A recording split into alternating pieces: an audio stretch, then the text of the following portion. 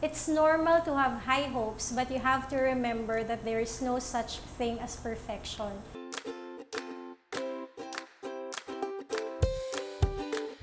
Hi everyone, ako si Reg.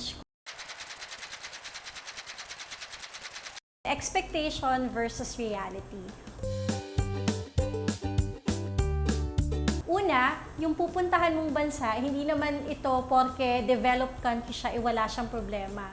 So you have to know, you have to remember all the time na meron pa ring challenges. Minsan nga, yung mga problema natin dito sa Pilipinas, baka mas mahirap pa or mas malala pa kung nasa ibang bansa ka. So no matter how highly developed a country is, marami kang magiging challenges. I know it's exciting to study overseas, but remember, hindi madali all the time. It's not only about adventures, it's not only about traveling, it's not only about museums, art galleries, and adventures. You'll have tons of things to do, ang dami mong exams, ang dami mong presentations, and ang dami mong projects na kailangan i-accomplish. So dapat tandaan natin, hindi porke mag-aaral sa ibang bansa, happy lang or masaya lang yung buhay. You have to work hard kasi marami kang requirements na dapat mong magawa, marami kang dapat gawin at isubmit sa eskwelahan.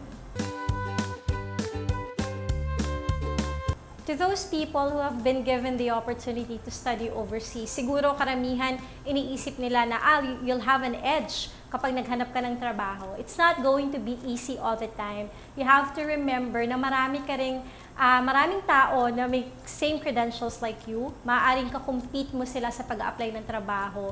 So halimbawa, gusto mong magstay doon sa lugar kung saan ka nag-aral, there's a possibility that you could get a permanent visa, but there is really no guarantee. So kailangan mong i-explore yung ibang opportunities, either babalik ka ng Pilipinas, or you could also check yung iba't ibang mga bansa din kung ano man yung linya ng trabaho na gusto mong pasukin.